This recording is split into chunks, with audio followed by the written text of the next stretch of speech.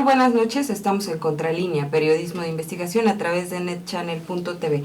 Agradecemos que esté nuevamente con nosotros. Hoy vamos a hablar de educación y las resistencias magisteriales en América Latina, y para hablar del tema nos acompaña Lev Mujaid, colaborador de Contralínea. Buenas noches, Lev. Muy buenas noches. Y también está con nosotros Michael Umaña, presidente del Sindicato Nacional de Trabajadores de la Educación de Chile. Buenas noches. Hola, muy buenas noches. Lev, para empezar con el programa, me gustaría que nos dieras un panorama, tú que te has especializado en el tema educativo, de qué es lo que está pasando actualmente en México con esta reforma educativa y con la resistencia que tiene la Coordinadora Nacional de Trabajadores de la Educación. Sí, bien, pues lo que observamos en los anteriores meses, sobre todo en los últimos 4 meses de la resistencia magisterial que se aglutinó en torno a la Coordinadora Nacional de los Trabajadores de la Educación, fue un momento bastante álgido en el movimiento de los maestros, en el que se estima que llegaron a participar de manera descentralizada, desde distintas formas de organización, desde distintos impactos y regiones del país, cerca de unos 800,000 trabajadores a nivel nacional. Fue una jornada que tuvo altibajos con respecto de la ofensiva del Estado mexicano contra los maestros, que tuvo un saldo duro para el país, de muertes, encarcelados, despedidos, represiones administrativas, pero que con todo y esta situación, los profesores de la coordinadora deciden regresar después de cuatro meses de huelga, deciden regresar en el mes de septiembre a las aulas, y desde ahí, bueno, pues entablar o caminar en una nueva ruta de organización, una nueva etapa de la lucha magisterial. Y en este contexto se presentó también un modelo educativo que se dijo modelo 2016, pero que no va a poder ser aplicado sino hasta 2018. Y bueno, en el contexto internacional hay una gran muestra de apoyo de las organizaciones sindicales magisteriales en torno a la coordinadora, y que trae consigo la presencia de un grupo importante de estos sectores magisteriales de América en estos días para participar en el segundo Foro Nacional de la CENTE. Y justamente me gustaría, Michael Umaña, que me comentaras cómo ven desde fuera todo el movimiento que se está llevando a cabo en México con esta resistencia a la reforma educativa. Bueno, desde Chile lo vemos con bastante interés, ya que de todo el proceso de reformas neoliberales que se han venido implantando en América, donde Chile pasa a ser el foco inicial la base del proyecto neoliberal en la educación, en donde no tuvimos la posibilidad de generar resistencia, estábamos en dictadura en ese momento. El ver la resistencia que han generado los maestros mexicanos nos hace creer también que hoy día es posible seguir enfrentando la implementación de esta reforma. Y así lo estamos viendo con distintas organizaciones sindicales del continente, en donde en primera instancia nos nucleamos detrás de la coordinadora en apoyo solidario a la lucha que estaban generando en contra de esta implementación de la evaluación punitiva, como también del maltrato magisterial que se está generando con este tipo de reformas. Y hoy día entendemos que esta idea neoliberal de precarizar la función docente, como también privatizar la educación pública, no es un tema nacional de los gobiernos nacionales, sino que es un tema continental. Y en ese sentido, para poder enfrentar en Chile, en Argentina, en Venezuela y en los distintos países donde ya sea que quedan resabios de modelo neoliberal, como en otros países que se está recién instalando este sistema, entendemos que tiene que haber una coordinación de carácter continental. En Chile hay el 36% de educación pública actualmente. ¿Cuál ha sido la experiencia para el magisterio a lo largo de estos años?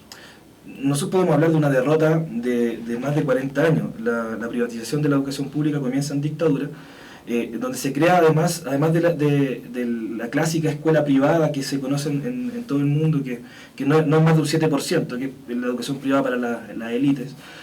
Se crea un sistema, un híbrido, en donde hay una educación en manos de privados, pero con financiamiento público, que en el fondo se transforma en un negocio bastante importante y bastante rentable para estos empresarios, y que hace que la matrícula del sector público se vaya hacia el mundo privado, dejando en detrimento la educación pública en Chile. Es decir, endeudar al estudiante. Sí, los padres de familia son los que pagan parte de la cuota y el Estado paga la otra. O sea, en el fondo pagamos dos veces. Pagamos los padres de familia directamente a los empresarios y el Estado además entrega una subvención. Y eso hoy día con los ajustes neoliberales que está haciendo el gobierno de Michelle Bachelet, se quita el cobro a los padres de familia, pero el Estado va a entregar una doble subvención a los privados. Entonces hoy día Chile, en vez de potenciar la educación pública y entregar recursos, le está entregando esos recursos a la empresa privada para que sea una prestadora de servicios de la educación pública. Por lo tanto, entendemos hoy día que la educación chilena está en manos de privada sobre un 67%. ¿Y cuáles han sido las consecuencias, Michael? Primero, un golpe importante al magisterio. O sea, la precarización de las condiciones laborales, el que hoy día seamos los profesionales más mal pagados del sistema en el país. Y el segundo, la pérdida de un proyecto educativo. O sea, Chile hoy día no tiene un proyecto educativo como nación, lo que existen son distintos proyectos educativos en manos de privados y que en el fondo responden a los intereses económicos de las transnacionales o de las burguesías nacionales, depende de sus intereses y según cada región.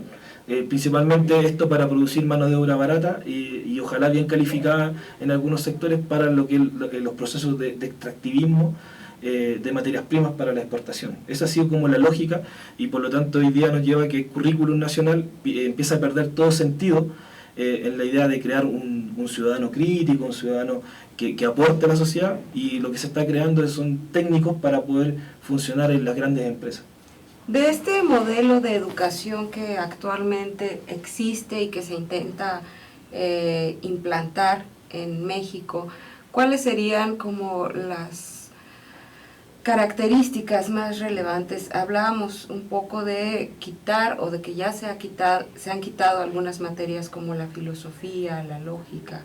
¿Qué nos puedes comentar al respecto? Sí, bueno, después de una crítica constante que se hizo por parte de un sector de académicos, de un sector también del magisterio disidente sobre todo, respecto de que la reforma que se impulsó en México en 2013 no tenía contenidos pedagógicos, no tenía contenidos educativos, presentan un modelo que le llaman modelo 2016, y en este modelo educativo aparecen una serie de conceptos que han sido ajenos durante todo el impulso de 3 décadas de neoliberalismo en nuestro país, que ocultan la realidad de lo que se está aplicando en lo concreto en las escuelas, y que es bueno la reducción de los contenidos humanísticos, es el impulso de un modelo estandarizado basado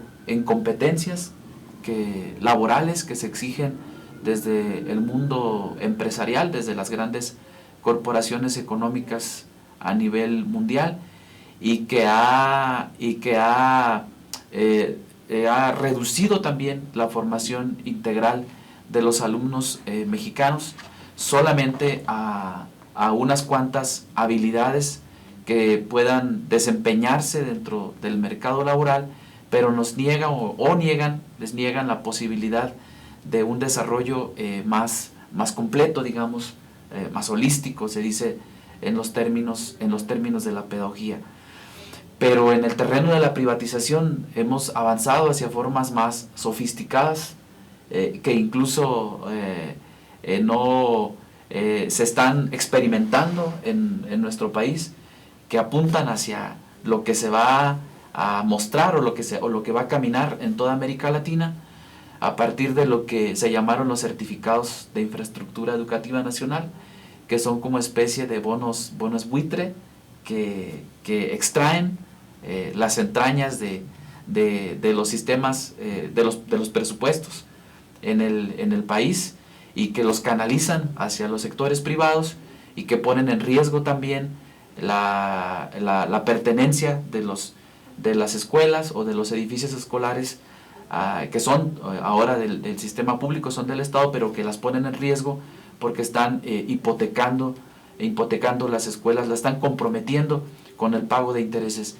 Nos llamó mucho la atención que hoy varios estudios apuntan a que en el país, con lo que se gasta, con lo que se destinó en 2015 para el pago solamente de intereses de la deuda pública, se podrían haber financiado todos los programas, el 95% de los programas de la Secretaría de Educación Pública, hablando de los programas educativos, de los programas culturales y de los programas deportivos,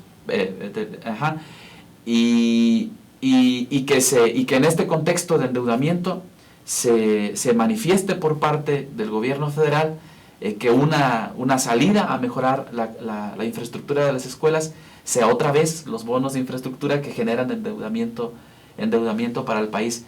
Es decir, esta no es una salida, es agravar todavía más el problema de la privatización en México. Claro. Permíteme hacer un corte y regresamos para seguir hablando de educación y resistencias magisteriales en América Latina.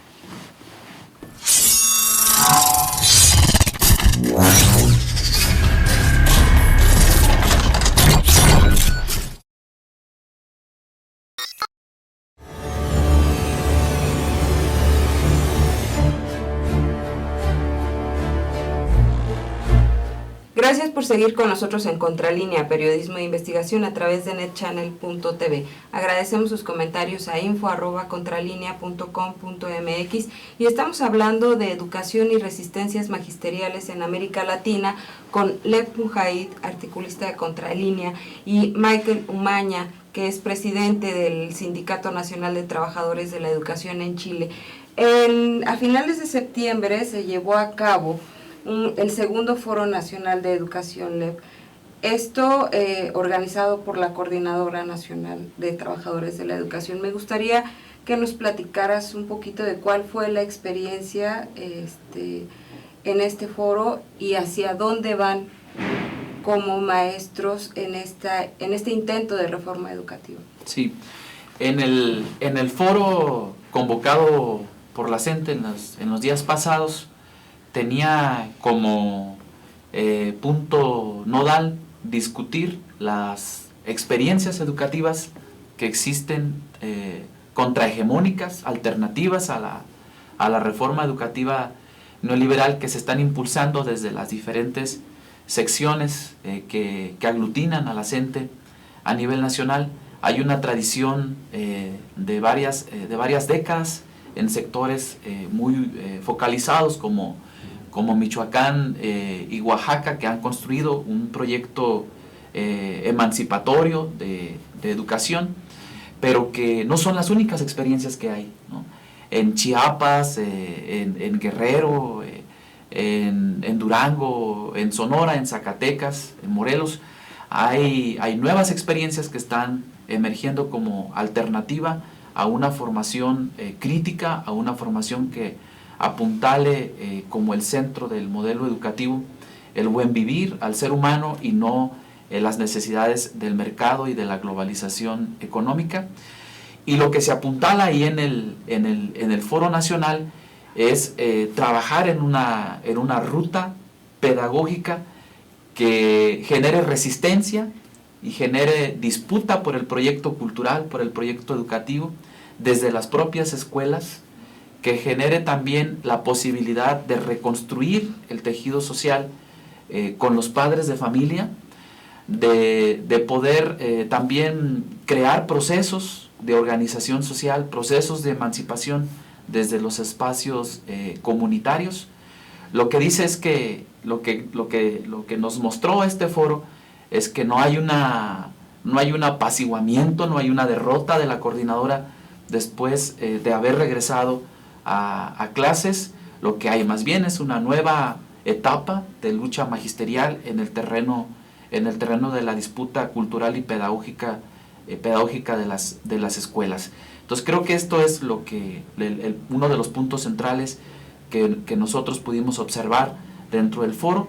Y la otra parte que me gustaría que la abordara precisamente Michael es cómo desde este foro también pudo convocarse a una coordinadora continental de articulación de los movimientos magisteriales que están a favor de la educación pública y en contra del proceso destructivo de las políticas neoliberales, particularmente en el terreno de los sistemas educativos. Sí, justamente, Michael, ¿cómo amoldar o cómo coordinarse para que este movimiento no sea solo nacional, no sea solo lo que está pasando en México, sino también a nivel continente?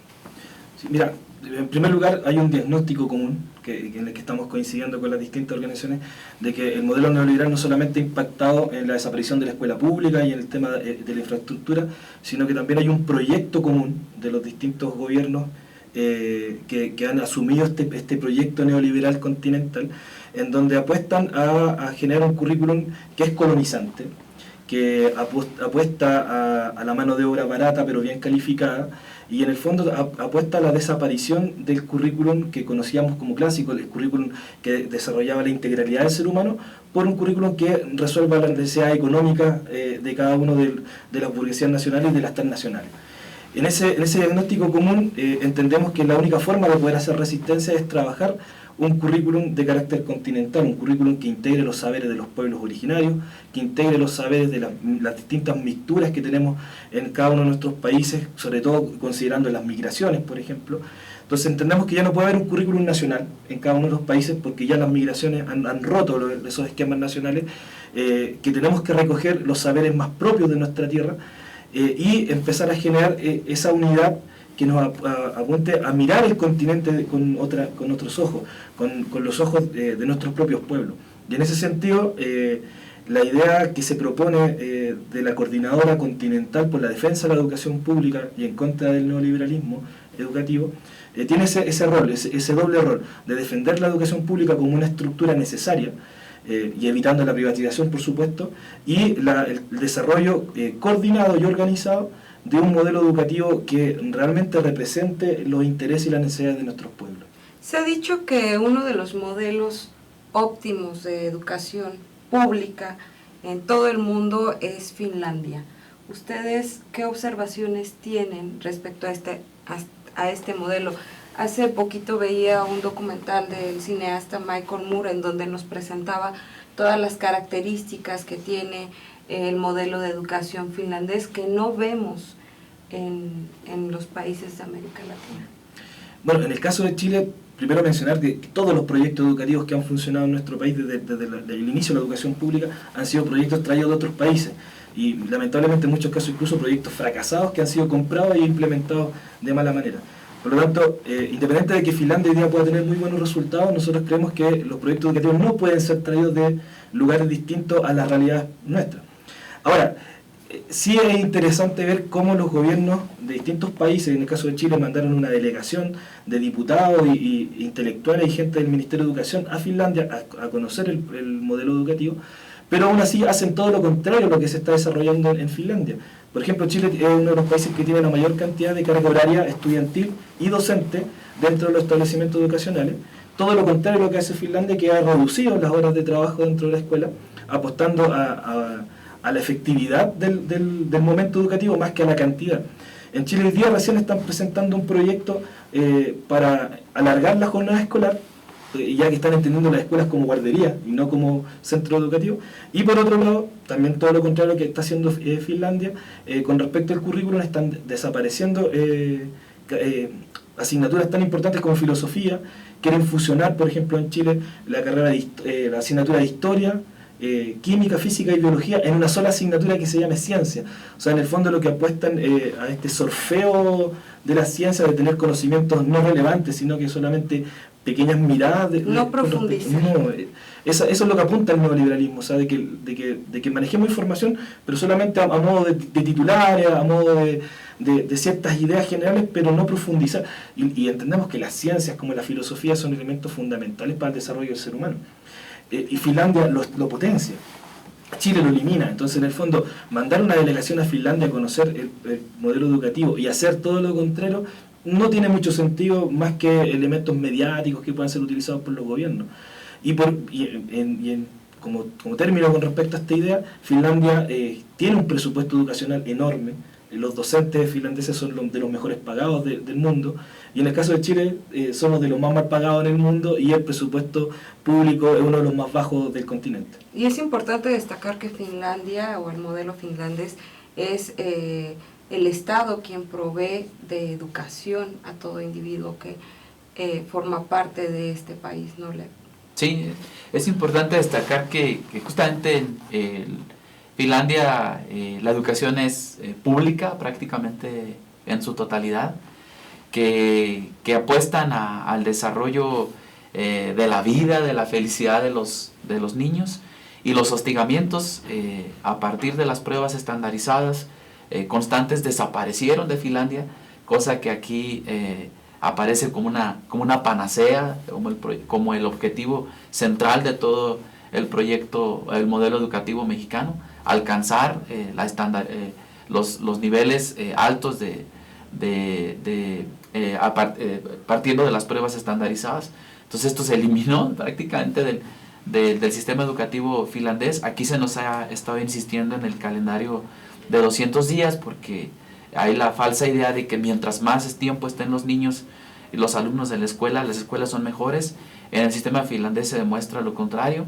Los niños tienen que pasar más tiempo para desarrollar sus actividades como seres humanos, y un poco menos tiempo en actividades académicas. Entonces el calendario es de 185 días y no de 200 días como se propone en nuestro país. Y respecto de lo que decía Michael, el sistema educativo finlandés tiene una buena parte del presupuesto que hace que las escuelas no tengan problemas de infraestructura, que no tengan problemas de crear espacios pedagógicos.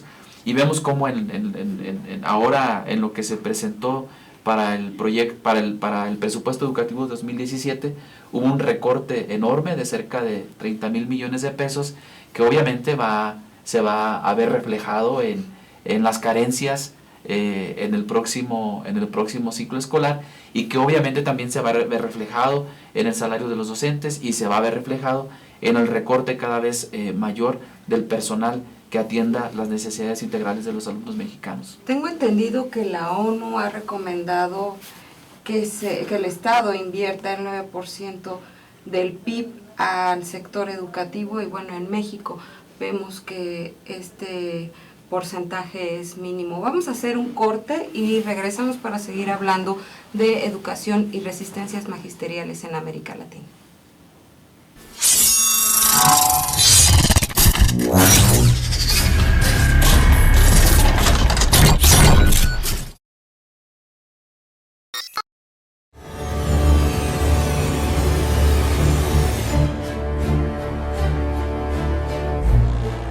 Gracias por seguir con nosotros en Contralínea, periodismo de investigación a través de netchannel.tv. Agradecemos sus comentarios a info@contralinea.com.mx. Y bueno, hemos dado seguimiento a este tema de la educación porque en Contralínea consideramos que es importante no dejar de mirar lo que está pasando en este sector, que finalmente nos interesa y nos compromete a todos. Todos tenemos hijos o hemos sido estudiantes, y bueno, el saber qué es lo que pasa con esta reforma educativa que se pretende instrumentar en México es necesario. Y bueno, me gustaría que comentáramos un poquito más, Michael, sobre esta coordinación continental para hacer un magisterio más fuerte en toda América Latina. Sí, como comentábamos en el bloque anterior, hemos visto en este diagnóstico que el magisterio continental en general ha sido muy golpeado durante años, y permanentemente hemos dado luchas sumamente parceladas. Ya que entendemos que hoy día las reformas neoliberales o contrarreformas en algunos estados van de la misma mano neoliberal de la escuela de Milton Friedman, entendemos que es necesaria la unidad y la organización. Entonces, el asumir, por ejemplo, hoy día que el currículum tiene que ser descolonizante, de que tiene que haber una propuesta por parte de nosotros como profesionales, porque hoy día en casi todos los países de Latinoamérica las leyes permiten que cualquier profesional pueda hacer clases. Entonces, también con eso se ha golpeado la profesión docente, que se supone que somos los expertos en educación, y por lo tanto debiésemos ser quienes desarrolláramos los proyectos educativos, tanto como en los territorios y las comunidades, pero también los proyectos a nivel de Estado y a nivel de continente. Entonces, en ese sentido, nosotros creemos que tenemos la experticia, tenemos las capacidades para poder desarrollar los proyectos educativos que puedan en el fondo apostar a un mejor vivir, como lo planteaba Lev, dejar de lado estos conceptos de calidad industrial que intentan imponernos, y apostar hacia la dignidad de nuestros pueblos, hacia la dignidad de los trabajadores y hacia el desarrollo de todos los conocimientos y el desarrollo máximo del intelecto del ser humano, y no como hoy día que hace la escuela pública o como privada, de tratar de achatar los conocimientos, de mantenerlos limitados y solamente instrumentalizar los elementos técnicos que permitan desarrollar funcionalidades laborales que al final responden a necesidades económicas de otros y no de nuestros países. Así que en ese sentido creemos que el avance de la coordinadora nos va a dar una fuerza importante. Vamos a seguir solidariamente apoyando las luchas de la CENTE acá en México, pero también solidariamente las luchas de cualquier otro magisterio en el continente y en el resto del mundo, como se ha ido dando con las últimas movilizaciones. Así que eso es fundamental. ¿Sería México el engrane más importante para llevar a cabo esta coordinación? ¿O qué otros países están arrancando con fuerza? Nosotros partimos este espacio de unidad con la solidaridad con la CENTE, así que por lo tanto para nosotros, por lo menos desde Chile y los compañeros de Venezuela, que estamos trabajando ya hace tiempo esta idea, para nosotros el centro operacional viene siendo el apoyo directo de la CENTE y el desarrollo de resistencia que tiene la CENTE acá en México. Creemos que es un ejemplo a nivel continental, ya tanto sus propuestas como la resistencia a los embates del neoliberalismo, y por lo tanto en ese apoyo solidario, pero también de tomar experiencias, creemos que para nosotros es fundamental la experiencia que está llevando adelante la CENTE como movimiento de masa. Y justamente la CENTE lleva a cabo o está impulsando una iniciativa para reformar la reforma. ¿Nos podrías platicar un poquito de eso? Sí. Mira, para mí es importante explicar previamente por qué la coordinadora es un actor un actor central para impulsar una iniciativa ciudadana. No es la única iniciativa ciudadana que se está presentando para poder reformar la reforma, hablando de la reforma educativa. Un partido político también ya presentó una propuesta de contrarreforma, pero nos parece que quien debe asumir esa responsabilidad es justamente la coordinadora. Me llamaba mucho la atención que hace unos días el grupo GEA hace una encuesta para medir, para saber cuál es el ambiente político que hay en el mes de septiembre. Y me llamaba mucho la atención porque el grupo GEA advierte una caída en los niveles de aceptación del presidente de la República, pero no solo en su figura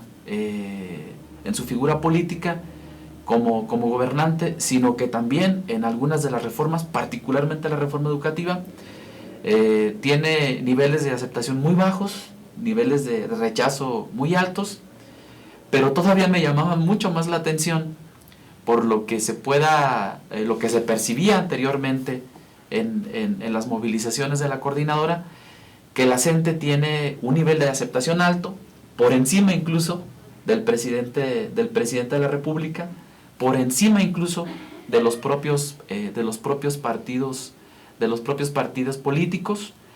Y en ese sentido, yo creo que con este contexto de legitimidad que construyó la CENTE a lo largo de una jornada álgida de movilizaciones por la defensa de la educación pública, es la CENTE y no otro sector de la ciudadanía quien tiene toda la calidad moral para presentar una iniciativa de reforma, una iniciativa ciudadana de reforma a la reforma educativa. La iniciativa se está construyendo, todavía se está afinando, pero en términos generales lo que se pretende es volver el tema educativo al artículo 3º, volver a su esencia del constituyente del 17 y quitarle la parte laboral que no debe estar en el artículo 3º. Nosotros tenemos el artículo 123 para que ahí se muestre las regulaciones de los trabajadores en todo el país. Entonces es volver a dignificar el artículo 3 y además que el artículo 3 contenga las aspiraciones filosóficas, históricas de un pueblo, y que no sean las aspiraciones empresariales que se plasman en un concepto que se incrustó en 2013, que es el concepto de calidad entendida como calidad empresarial o como calidad industrial. Entonces creo que estos son los elementos centrales que se están construyendo en la iniciativa ciudadana de la coordinadora, pero que además pase o no la propia iniciativa dentro de las cámaras legislativas, servirá como una ruta interesante para poder reaglutinar a la sociedad civil, para poder reaglutinar el magisterio en un eje que puede ser la ruta constitucional, y que además, bueno, esto también va agotando los canales constitucionales que han estado hasta hoy cerrados por parte del Estado mexicano. Bien, pues desafortunadamente se nos acabó el tiempo. Agradezco mucho, Michael, que hayas estado con nosotros.